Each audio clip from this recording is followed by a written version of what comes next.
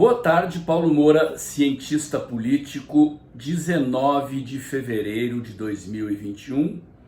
Estou gravando essa edição extraordinária do meu vídeo de análise em função de que daqui a pouco, às 17h30 de hoje à tarde, reúne-se o plenário da Câmara dos Deputados, tudo indica, para referendar a prisão do deputado Daniel Silveira, preso por determinação de Alexandre de Moraes e com aval do STF, por ter exercido o seu direito de livre expressão como cidadão e a sua prerrogativa parlamentar de imunidade, especialmente imunidade por emissão de opinião.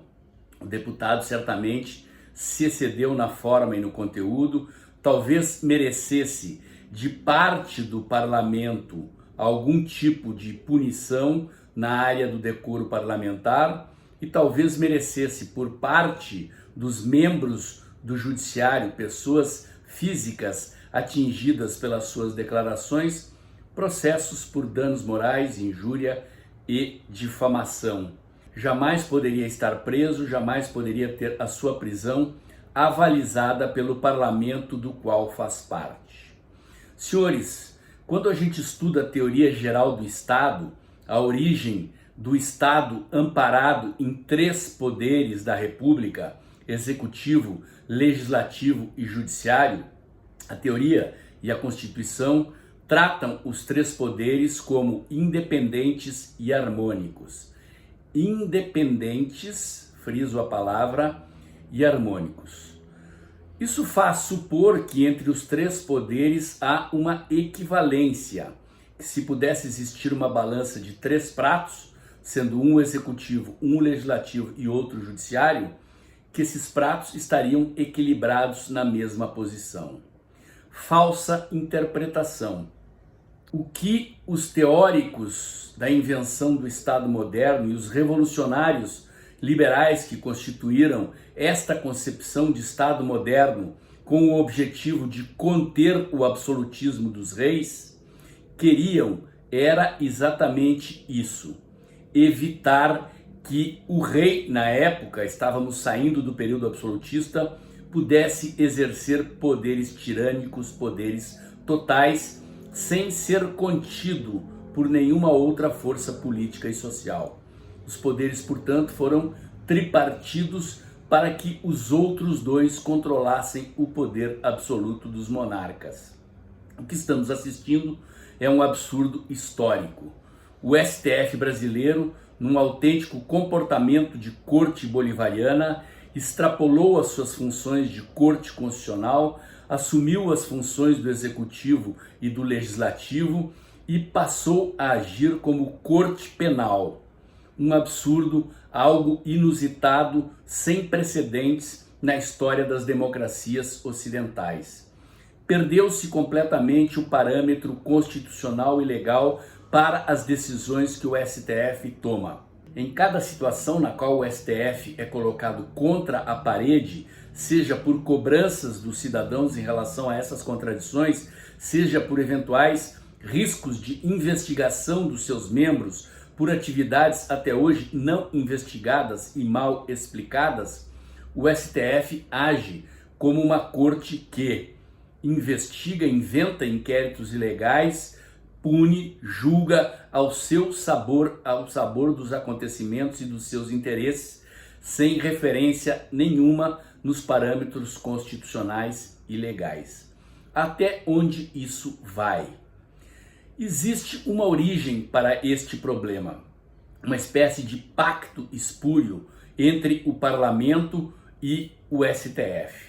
Esse pacto tem origem no fato de que muitos parlamentares perderam a independência política devido ao fato de que têm dívidas com a lei e processos tramitando na justiça, vários deles com processos no próprio STF. Em função disso, os deputados e os senadores, no caso especificamente os senadores, a quem cabe avaliar a aceitação ou não de novos membros do STF, jamais fizeram, nesse período recente da nossa democracia, às sabatinas de avaliação das reais qualidades e capacidades desses senhores para integrar a corte.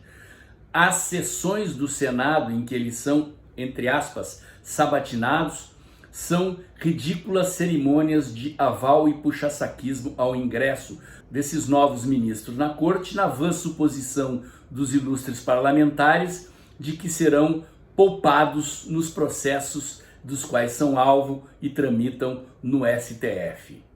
Isto é, senhores, a perda da independência. E em casos criminais, e na política a imagem também se presta, aprende-se que não se deve ceder a um chantagista. O chantagista tem um trunfo pelo qual exerce a pressão. A história e a experiência ensinam que ceder ao chantagista é infinitamente pior do que enfrentá-lo, mesmo ao custo de que o objeto da chantagem se torne público e tenhamos que pagar um preço por ele. Quem cede ao chantagista termina cedendo 1, 2, 3, 4, 5, 6 indefinidas vezes, porque o chantagista jamais abrirá mão do seu poder de chantagear. Senhores, hoje tudo indica, pelo horário que eu estou gravando não se confirmou, mas tudo indica que o deputado Daniel Silveira será punido, terá a sua prisão referendada pelo plenário da Câmara dos Deputados e possivelmente, posteriormente, na Comissão de Ética será conduzida a cassação do seu mandato. É uma vítima da hora. A guilhotina, tudo indica, pegará o seu pescoço. E senhores acham que um dia essa guilhotina não pegará os seus ilustres pescoços? Até quando os senhores ficarão de joelho diante da irreverência jurídica, política e institucional desta corte em que se converteu o STF? Independência política não tem preço. Aliás, não só na política, na vida. Não dever favores, não ceder a chantagistas. Repito, a história e a experiência ensinam que este é o caminho. Ceder a quem quer lhe degolar não é uma opção. Ou os senhores encontram um caminho para conter nos limites da lei o poder do STF, ou, assim como hoje o guilhotinado é Daniel Silveira, em seguida serão os senhores. O recado está dado.